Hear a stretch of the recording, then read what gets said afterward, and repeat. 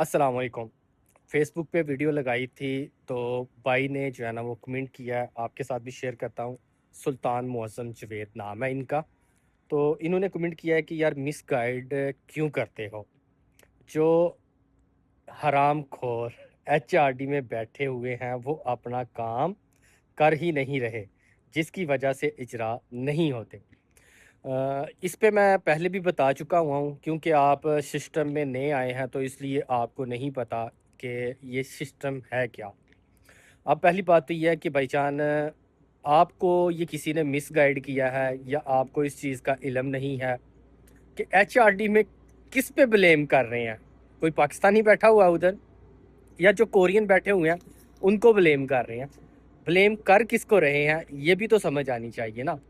पहली बात तो ये है कि एचआरडी में या पाकिस्तान का कोई भी नुमाइंदा नहीं बैठता, जो गवर्नमेंट का मुलाजम हो या एम्बेसी का मुलाजम हो या किसी का भी मुलाजम हो। आपका पाकिस्तान का कोरिया के किसी भी अदारे में ऑफिशियल नुमाइंदा मौजूद नहीं, सवाए 1345 के, जो इमिग्रेशन की हेल्पलाइन होती है। उसके अलावा कोई भी ऑफिशियल बंदा आपका जो है ना वो पाकिस्तान का कोई भी मौजूद नहीं है। एचआरडी की लाइबिलिटी अजरा करवाना नहीं है, ये भी आपको किसी ने नहीं बताया होगा। मैं ऑलरेडी पहले ये कई बार बता चुका हुआ हूँ कि ओवरसीज़ से जब आपके डॉक्यूमेंट्स आते हैं, तो सिर्फ़ और सिर्फ़ एचआरडी का काम ये है कि वो आपके डॉक्यूमेंट्स को अप्रूव करता है। जैसे ही आपके डॉक्यूमेंट्स अप्रूव हो जाते हैं, आप एचआरडी की लिस्ट से बाहर हो जाते हैं। उसमें एचआरडी का उसके बाद कोई अमल दखल नहीं होता। उसके बाद मिनिस्ट्री ऑफ रोज़गार में आपके डॉक्यूमेंट चला जाते हैं, और मिनिस्ट्री ऑफ रोज़गार का जो सॉफ्टवेयर है, उसको अपडेट करने की ज़रूरत है कि वो तरतीब से डॉक्यूमेंट्स नहीं सेंड करता।